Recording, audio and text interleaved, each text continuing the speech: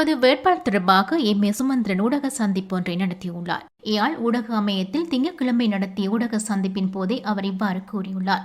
பொது வேட்பாளர் தொடர்பிலான முன்னெடுப்புகளை முன்னெடுத்து வரும் சிவில் சமூக பிரதிநிதிகள், பத்திரிகை எழுத்தாளர்கள் உள்ளிட்டவர்கள் கடந்த சில தினங்களுக்கு முன்னர் என்னை நேரில் சந்தித்து கதைத்தார்கள். அதன்போது பொது வேட்பாளர் தொடர்பிலான எனது நிலைப்பாட்டை அவர்களுக்கு கூறினேன். அவர்களும் பொது வேட்பாளரை நிறுத்துவது தொடர்பிலான தமது கருத்துக்களையும் கூறினார்கள். அப்போது நான் கூறினேன், பொது வேட்பாளர் தொடர்பில் பொது வெளியில் கருத்துக்களை பரிமாறும் நிகழ்வினை நடத்தி அதில் ஆரோக்கியமான கலந்துரையாடலை நடத்துவோம் என்றேன். அதற்கு அவர்களும் சம்மதித்தார்கள். மேலும் யாழ்ப்பாணத்தில் எதிர்வரும் 9ஆம் தேதி பொது வேட்பாளர் தொடர்பில் கருத்துக்கள் பரிமாறும் நிகழ்வுக்கு ஏற்பாடு செய்துள்ளதாக, அதில் ஒருவரை ஒருவர் குற்றம் சாட்டாது ஆரோக்கியமான கருத்து பரிமாற்றம் இடம்பெற்றால் மக்களுக்கும் தெளிவு கிடைக்கும். அதற்காகவே அந்த நிகழ்வை ஒழுங்கமைத்துள்ளதாக சுமந்திரன் தெரிவித்துள்ளார். கடந்த சில நாட்களுக்கு முன்னதாக யாழ்ப்பாணத்திலே ஒரு சந்திப்பை நான் மேற்கொண்டிருந்தேன். தமிழ் பொது வேட்பாளர் நிறுத்துவது சம்பந்தமாக முனைப்பாக செயற்பட்டு கொண்டிருக்கின்ற சில சிவில் சமூக மற்றது பத்தி எழுத்தாளர்கள் என்னை சந்திக்க வேண்டும் என்று கேட்டிருந்தார்கள். அவர்களோடு ஒரு நிறைவான கருத்துமிக்க உரையாடல் ஒன்று இடம்பெற்றது. நான் இந்த யோசனைக்கு மாறாக தெரிவித்த கருத்துக்கள் சம்பந்தமாக அதனுடைய காரணங்களை அவர்களுக்கு நான் எடுத்துச் சொல்லியிருந்தேன். அவர்களும் இந்த சூழ்நிலையிலே இப்படியான ஒரு முன்னெடுப்பு செய்வதற்கான தங்களுடைய காரணங்களை எனக்கு எடுத்து சொல்லியிருந்தார்கள். கூட்டத்தின் இறுதியிலே இந்த விடயம் சம்பந்தமாக நாங்கள் பொது வழியிலே பகிரங்கமாக ஆரோக்கியமான முறையிலே கருத்து பரிமாற்றம் செய்வது நல்லது என்று என்னுடைய யோசனையை அவர்களிடத்திலே நான் சொன்னபோது அவர்களும் அதனை முழு மனதோடு ஏற்றுக்கொண்டார்கள். 9ஆம் தேதி ஞாயிற்றுக்கிழமை பின்னேரம் ஒரு பாரிய அளவிலான கூட்டம் ஒன்று இருதரப்பு நியாயங்களையும் ஆரோக்கியமான முறையிலே கருத்துக்களை பரிமாறுகிற வகையிலே செய்வதற்கு நான் ஒழுங்கு செய்திருக்கிறேன். இரு தரப்பிலே இருந்தும் சிலரை அந்த கூட்டத்திலே தங்களுடைய கருத்துக்களை முன்வைக்குமாறு அழைப்பும் விடுத்திருக்கிறேன். அந்த தினத்திலே வரக்கூடிய வசதி உள்ளவர்கள் வந்து பேசுவார்கள். சஜித் பிரேமதாச மே 1ஆம் தேதி மேதின கூட்டம் ஒன்றிலே 13ஐ முழுமையாக அமல்படுத்துவேன் என்று பகிரங்கமாக அறிவித்திருந்தார். அதைத் தொடர்ந்து வந்த பாராளுமன்ற அமர்வு வேளையிலே நான் சஜித்தை சந்தித்த போது அவர் தானாக என்னிடத்திலே வந்து நான் சொன்ன அறிவிப்பை செவிமடுத்தீர்களா என்று கேட்டார். நான் தினம் நோ செவிமடுத்தேன் என்று சொன்னபோது அவர் சொன்னார், 13ஐ முழுமையாக என்று நான் சொல்லியிருக்கிறேன், காணி போலீஸ் அதிகாரம் உட்பட என்று தானாகவே எனக்கு சொன்னார். இது அவர் சொன்னதைத்தான் நான் சொல்கிறேன், அவர் செய்வார்ன்னு நான் சொல்ல இல்லை. அவர் இதை எனக்கு சொன்னார், தானாக சொன்னார். நான் அவருக்கு சொன்னது, அது நல்ல விடயம், நீங்கள் ஒருவர் தான் அந்த முழுமையானது என்று இது இப்போதைக்கு அறிவித்திருக்கிறீர்கள். ஆனால் சென்ற ஜனாதிபதி தேர்தலிலே நீங்கள் போட்டியிடுகிற போது உங்களுடைய தேர்தல் அறிக்கையிலே 13ஐ தாண்டி செல்வதை பற்றி பல விடயங்களை நீங்கள் குறிப்பிட்டிருக்கிறீர்கள். உங்களுடைய தேர்தல் அறிக்கையிலே இருக்கிற 12 13 விடயங்களை படித்து அறிந்து அது நாங்கள் உங்களுக்கு கொடுத்த வேண்டுகோள்களையும் அடிப்படையாக கொண்டது என்பதை வைத்துத்தான் நாங்கள் உங்களுக்கு ஆதரிப்பதான தீர்மானத்தை எடுத்திருந்தோம். ஆகையினாலே 13ஓடு நின்று விட்டால் எங்களுடைய ஆதரவு உங்களுக்கு கிடைக்கும் என்று நினைக்க வேண்டாம். கடந்த தேர்தலிலே நீங்கள் கொடுத்ததையும் ஒரு தடவை படித்து பார்த்து எங்களுக்கு உங்களுடைய நிலைப்பாட்டை சொல்லுங்கள் என்று நான் சொல்லியிருக்கிறேன். ஜூன் 9ஆம் தேதி ஞாயிற்றுக்கிழமை பின்னேரம் யாழ்ப்பாணத்தில் இடம் இன்னும் உறுதி செய்யலை. நான் அறிவு எந்த கருத்தை நான் ஏற்கனவே சொல்லிட்டேன். இப்போ பகிரங்க வழியில் நாங்கள் இதை குறித்து பேச போகிறோம். அதில் பேசுகிறது நல்லது தானே. இல்லாட்டி நான் ஒரு ஊடக சந்திப்பில் நான் ஒன்று சொல்ல, அதுக்கு பதிலுக்கு சுரேஷ் பிரேமச்சந்திரன் இன்னொரு ஊடக சந்திப்பு நாளைக்கு நீர்வெளியில் கூப்பிட்டு அவர் இன்னொன்று சொல்ல, அப்படியே போய் கொண்டு இருக்காமல் நாங்கள் எல்லாம் ஒரே மேடையில் அமர்ந்து கருத்துக்களை பரிமாறுறது ஆரோக்கியமானதுன்னு தான் நான் நினைக்கிறேன். கூட்டத்தில் எங்களுடைய கட்சி யாப்பு சம்பந்தமாக ஒரு தெளிவற்ற நிலைப்பாடு பலரிடத்திலே இருந்ததை நாங்கள் காணக்கூடியதாக இருந்தது. ஏனென்றால் வழக்காளி இப்பொழுது அமுலில் இருக்கிறதாக சொல்லி தேர்தல் ஆணையகத்தில் இருந்து பெற்றுக்கொண்ட ஒரு முழுமையான யாப்பை வழக்கிலே பதிவு செய்திருக்கிறார். அந்த யாப்புக்கு முரணாக நாங்கள் செயற்பட்டோம் என்பதுதான் அவருடைய குற்றச்சாட்டு. அந்த யாப்பிலே பொதுச்சபை என்பது மத்திய செயற்குழு உறுப்பினர்கள் 41 பேரும் அதற்கு மேலதிகமாக ஒவ்வொரு தொகுதி கிளையிலேயும் இருந்து 5 பேர் என்று சொல்லப்பட்டிருக்கிறது. அப்படியாக பார்த்தால் ஆகக்கூடியது 156 பேர் தான் பொதுச்சபையிலே அங்கம் வகிப்பார்கள். ஆனால் ஜனவரி 21ஆம் தேதி நடந்த தேர்தலிலே 321 பேர் வாக்களித்திருக்கிறார்கள். 340க்கு மேற்பட்டவர்கள் கலந்து கொண்டு 321 பேர் வாக்களித்திருக்கிறார்கள். அதைத்தான் அவர் தவறாக சுட்டிக்காட்டியிருக்கிறார். யாப்பின் அடிப்படையிலே அவர் சொல்வது சரி. ஆனால் கடந்த நவம்பர் மாதம் 5ஆம் தேதி நடந்த மத்திய செயற்குழு கூட்டத்திலே நாங்கள் ஒரு தீர்மானத்தை நிறைவேற்றியிருக்கிறோம். எப்படி என்று சொன்னால், தற்போது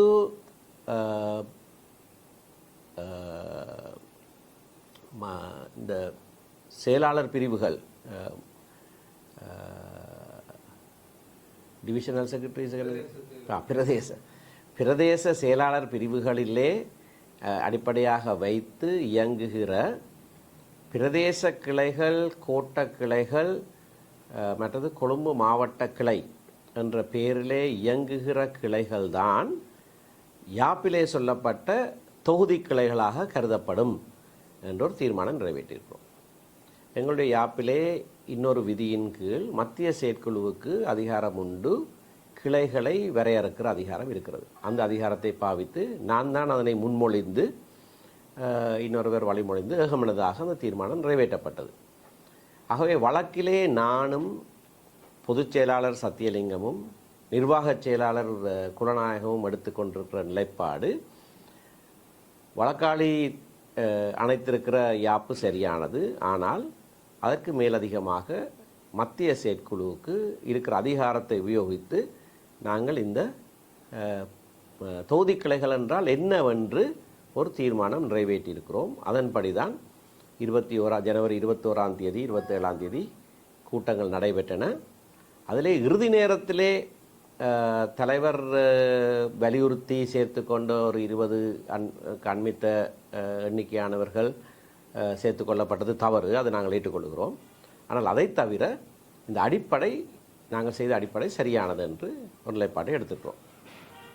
என்னுடைய ஆட்சேபனை கூட்டிலே அது 20க்கு அண்மித்ததாக இருக்கிற காரணத்தினாலே அது தலைவர் தெரிவிலே ஒரு மாற்றத்தை ஏற்படுத்தி இருக்காது. ஏனென்றால் 47 மேலதிக வாக்குகளாலே திரு ஸ்ரீதரன் வெற்றி பெற்றவர் ஆனபடினாலே அதிலே மாற்றம் ஏற்பட்டிருக்காது. அதனால்தான் நான் அந்த முடிவை முழுமையாக ஏற்றிருக்கிறேன் என்றும் சொல்லியிருக்கிறேன். ஆனால் திரு ஸ்ரீதரனும் இன்னொருவரும் தனியாக ஒரு சட்டத்தரணி மூலமாக ஆஜராகிறார்கள். திரு மாவை சேனாதிராஜாவும் இன்னொருவரும் இன்னொரு சட்டத்தரணி மூலமாக நீதிமன்றத்திலே ஆஜராகிறார்கள். அவர்கள் நீதிமன்றத்திலே எடுத்துக்கொண்ட நிலைப்பாடு நாங்கள் எடுத்துக்கொண்ட நிலைப்பாட்டுக்கு வித்தியாசமானது. அவர்களுக்கு இடையிலேயும் ஒற்றுமை இல்லை, அவர்களுக்கு இடையிலேயும் சில வித்தியாசங்கள் உண்டு. ஆக மொத்தத்திலே பார்ப்போமாக இருந்தால், எங்களோட கட்சி சார்பாக 7 பேர் குறிக்கப்பட்டிருக்கிறார்கள் வழக்கிலே. அதிலே நாங்கள் 3 பேர் ஒரு நிலைப்பாடு, வேறு 2 பேர் வேறொரு நிலைப்பாடு, இன்னும் 2 பேர் இன்னொரு 3வது நிலைப்பாடு. ஆகவே மத்திய செயற்குழு கூட்டத்திலே நான் இதனை எடுத்து சொன்னேன். இது நல்ல விஷயம் இல்லை, எங்களுக்கே யாப்பு தெரியாதது போல தென்படுது. திரு சிவிகே சிவஞானமும் நானும் இந்த யாப்பிலே செய்யப்பட்ட திருத்தங்கள், காலகாலமாக செய்யப்பட்டவை, அவை எல்லாவற்றையும் விளக்கி கூறி, ஏனென்றால் கூட்டத்துக்கு முதலே நான் திரு சிவஞானம் அவர்களை சந்தித்து இது முழுமையாக நாங்கள் படித்திருந்தோம். வழக்காளி அணைத்திருக்கிற யாப்பு சரியானது என்பதை நாங்கள் விளங்கப்படுத்தி சொல்லியிருக்கிறோம். அதிலே தவறு இல்லை. தொகுதி கிளைகள் என்று தான் இருக்கிறது. ஆனால் அந்த தொகுதி கிளைகள் இந்த பிரதேச செயலக கிளைகளுக்கு ஒப்பானதா இல்லையா என்பது அது ஒரு சட்ட கேள்வி.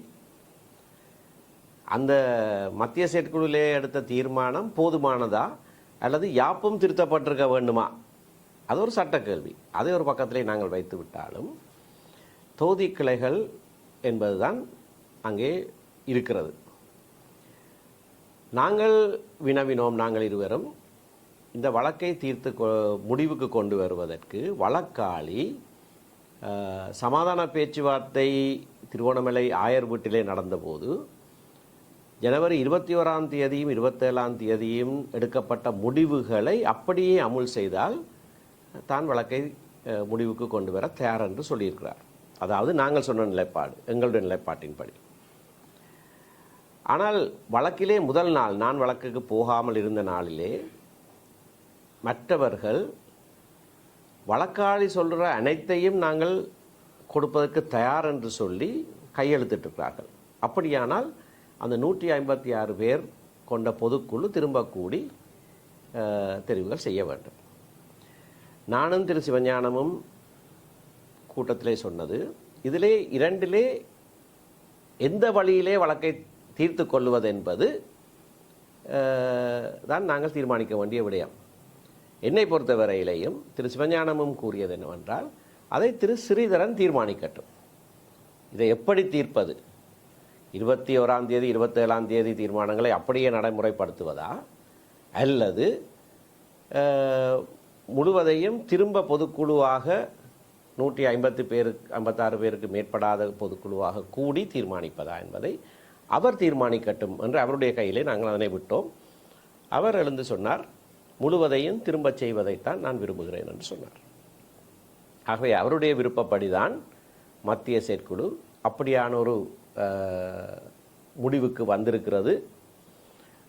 ஆனால் அதனை நடைமுறைப்படுத்துவது என்பது சில சட்ட படிமுறைகளின் மூலமாக செய்யப்பட வேண்டும்.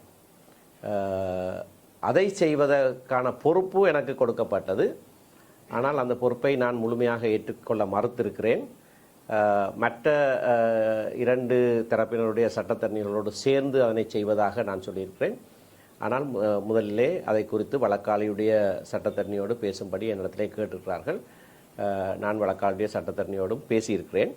சில படிமுறைகள் செய்யப்பட வேண்டியது அவசியமாக இருக்கிறது. இதிலே ஊடகங்கள் இந்த கேள்வி என்னை கேட்டபடினா ஒரு விஷயத்தை தெளிவாக சொல்ல விரும்புகிறேன்.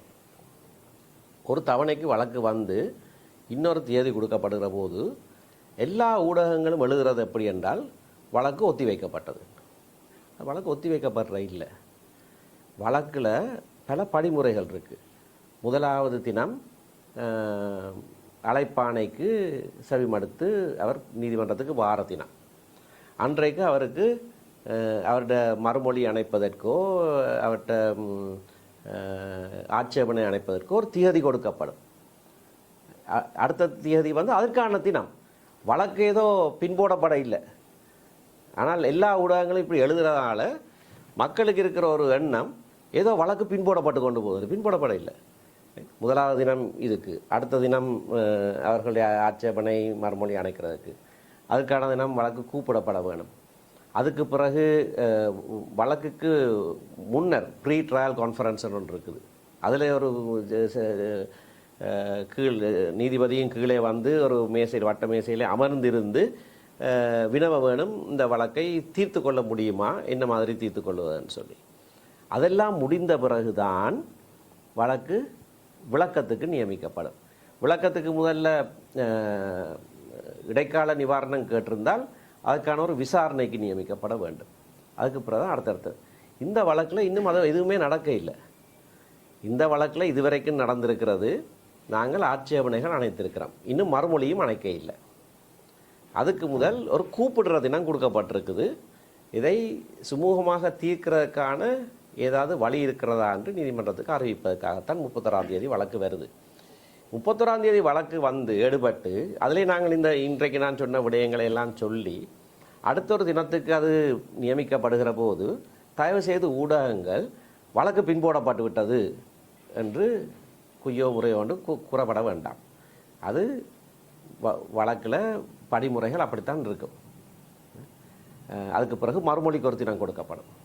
அந்த மறுமொழியில் குடியியல் நடவடிக்கை சட்டக்கோவையில் 72ஆம் பிரிவில் இருக்குது, வழக்காளி கேட்கிறத எல்லாவற்றைக்கும் நாங்கள் இணங்குறதாக இருந்தால் அதற்குரிய ஒரு மறுமொழி அந்த பிரிவின் கீழே நாங்கள் அணைக்க வேணும். அதுக்கு ஒரு தினம் கொடுக்கப்படும். அதுக்கு பிறகுதான் அது சம்பந்தமாக இன்னொரு தினத்தில் அந்த இணக்கம் செயற்படுத்தப்படும். அது செயற்படுத்தப்படுகிற போது கூட இப்படியாக ஒரு இணக்கப்பாட்டோடு வழக்கு முடிவுறுத்தப்படுகிறது என்று சொல்லி அந்த விடயங்கள் நடந்து முடிகிற வரைக்கும் வழக்கு இருக்கும். அது சரியாக நடந்து முடிந்ததா பிறகுதான் இந்த தீர்ப்பு என்று ஒன்று இருக்குது, தீர்வை என்று ஒன்று இருக்குது. தீர்வை முழுமை பெற்றது என்று நீதிமன்றத்தில் நாங்கள் ஒரு ஆவணத்தை சமர்ப்பிக்க வேணும். அப்படியே அதுக்கு நாள் எடுக்கும். இந்த நாள் எடுக்கிறது ஏதோ காலம் கடத்துறதோ வழக்க பின்போடுறதோ இல்லை. வளமையாக எல்லாருக்கும் தெரியும், ஒரு சிவில் வழக்கென்றால் ஒரு 5-10 வருஷம் எடுக்கும். நாங்கள் அப்படியாக இழுத்தடிக்காமல் இதை மிக குறைந்த காலகட்டத்தில் இதனை முடிவு செய்கிறதுக்கு நாங்கள் நடவடிக்கை எடுத்திருக்கிறோம். ஆனால் வழக்கு நீதிமன்றத்தில் இருக்கிற காரணத்தினால கட்சியிட நடவடிக்கை முடங்க இல்லை. கட்சி இயங்கி கொண்டு தான் இருக்குது. தேர்தல் வந்தால் கட்சி தேர்தலில் போட்டியிடுறதுக்கான சகல உரித்தும் கட்சிக்கு இருக்குது. ஆனபடினால எவரும் இந்த வழக்கு இருக்கிறத வச்சுக்கொண்டு பயந்து ஓடிக்கொண்டு இருக்க வேண்டிய அவசியம் இல்லை. அது வழக்கை நாங்கள் கையாளுவோம். வழக்கு எப்படி முடிவுறுத்த வேண்டும் நாங்கள் இப்போ தீர்மானித்திருக்கிறோம். அதை உரிய முறையில் உரிய காலத்தில் அது நிறைவுக்கு வரும்.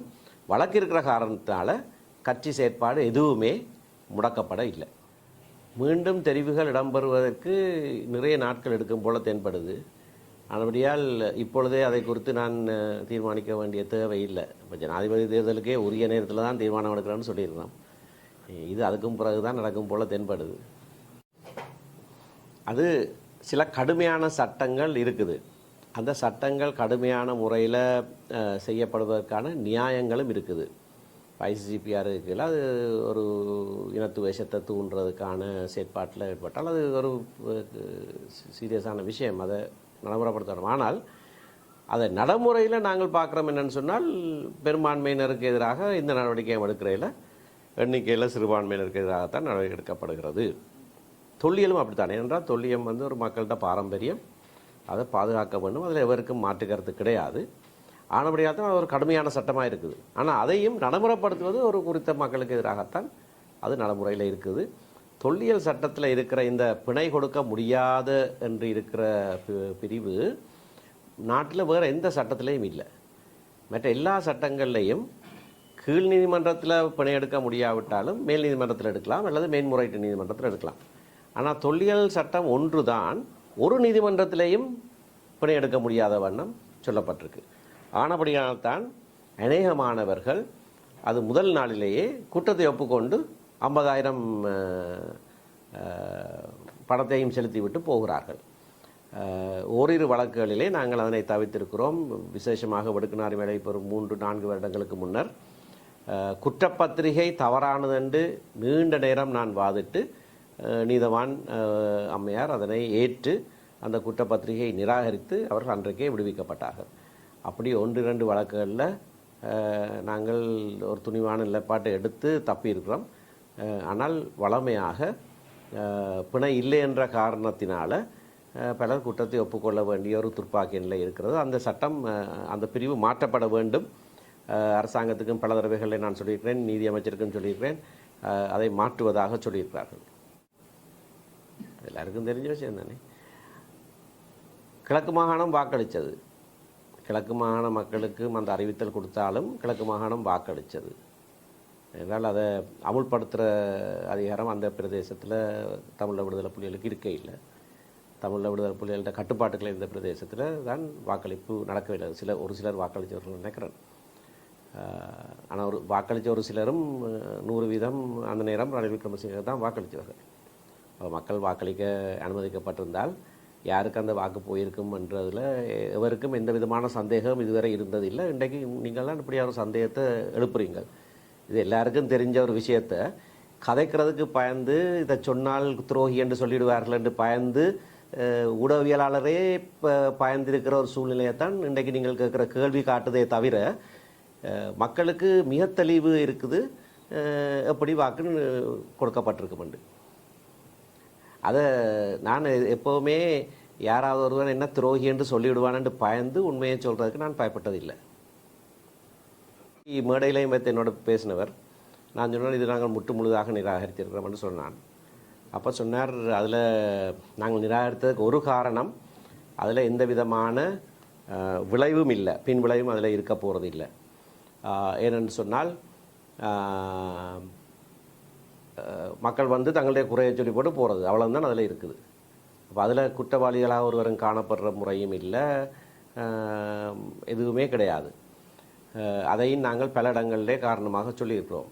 அதற்கு தான் அவர் சொன்ன கருத்து, மேடையிலையும் பிறகு பேசுகிற போதும் சொன்னார், ஒரு நீதிமன்ற பொறுமுறை அதில் இல்லாது நான் ஏற்றுக்கொள்கிறேன், அதை ஏற்படுத்தப்பட வேண்டும் என்று சொன்னார். அது ஒரு குறை மட்டும்தான், அதை மட்டும்தான் அவர் சொல்லிட்டு போயிருக்கிறார். நீதிமன்ற பொறுமுறை ஏற்படுத்தப்பட்டாலும் எங்களுடைய நிலைப்பாடு அது ஒரு சர்வதேச நீதிமன்ற பொறுமுறையாக இருக்க வேண்டும் என்பதில் நாங்கள் திடமாக இருக்கிறோம். ஒரு கலப்பு நீதிமன்ற பொறுமுறைக்கு நாங்களும் இணங்கின நாங்கள். ஏனென்றால் அப்படியாக இருந்தால்தான் அந்த நீதிமன்றத்தினுடைய தீர்ப்புகள் நாட்டில் நடைமுறைப்படுத்தப்படலாம் என்பதற்காக. ஆனால் அதனை பின்னர் இலங்கை அரசாங்கம் நிராகரித்து செயற்பட்டபடியினால் நாங்கள் திரும்பவும் சொல்லியிருக்கிறோம், ஒரு சுயாதீன நீதிமன்ற பொறுமுறையாக இருக்க வேண்டுமாக இருந்தால் அது நிச்சயமாக சர்வதேச பொறுமுறையாகத்தான் இருக்க வேண்டும். ஏனென்றால் அடிவட்ட 2 தரப்பில் ஒரு தரப்பு நீதிபதியாக இருந்து செயற்படையிலாது, அது சுயாதீனம் அல்ல. ஆகவே ஒரு தரப்பு இலங்கை அரசாங்கமாக இருக்கிற காரணத்தினாலே இலங்கை அரசாங்கத்தினுடைய பொறுமுறையாக அது இருக்க முடியாது. இந்த தருணத்தில் சுயாதீன பொறுமுறை என்பது ஒரு சர்வதேச பொறுமுறையாக மட்டும்தான் இருக்கலாம் என்பது நாங்கள் தெளிவாக சொல்லியிருக்கிறோம். ஆகவே அவர் நீதிமன்ற பொறுமுறை என்று தான் சொல்லியிருக்கிறார். அது எப்படியான நீதிமன்ற பொறுமுறை என்று அவர் இங்கே வச்சு சொல்ல இல்லை. அப்படியான ஒரு திருத்தத்தை அவர்கள் கொண்டு வந்தால் நாங்கள் அந்த வேளையிலே அது ஒரு சர்வதேச நீதிமன்ற பொறுமுறையாக இருக்க வேண்டும் என்பதை வலியுறுத்துவோம். ஆனால் அது ஒரே ஒரு குறைபாடு மட்டும்தான், நாங்கள் பல குறைபாடுகளை சொல்லியிருக்கிறோம். க்கான சூழ்நிலை இல்லை என்றதை நாங்கள் தெளிவாக சொல்லியிருக்கிறோம். நிலங்கள் அபகரிக்கப்படுகிற போது தொல்லியல் திணைக்களம், மாவலி, வனவிலங்கு, வன பாதுகாப்பு, இந்த நிறுவனங்களை எல்லாம் வைத்து எங்களுடைய மக்களுடைய காணிகள் எல்லாம் அபகரிக்கப்படுகிற போது நல்லிணக்கம் என்று சொல்லி ஒரு ஆணைக்குழுவை நியமிப்பது பொருத்தமற்ற ஒரு சூழ்நிலை என்பதை நாங்கள் சொல்லியிருக்கிறோம். டிவிஐ யூடியூப் சேனலில் இணைந்திருக்கும் நேயர்கள் அனைவருக்கும் எமது நன்றி. எமது காணொளி தொகுப்புகளை தொடர்ந்து நீங்கள் பார்வையிடுவதற்கு கீழிருக்கின்ற பெல் பட்டனை அழுத்துவதனூடாக நோட்டிஃபிகேஷனில் பல காணொளி தொகுப்புகள் உடனுக்குடன் உங்களை வந்து சேரும். அருகில் இருக்கின்ற முக்கிய காணொளி தொகுப்புகளையும் பார்வையிட தவறாதீர்கள்.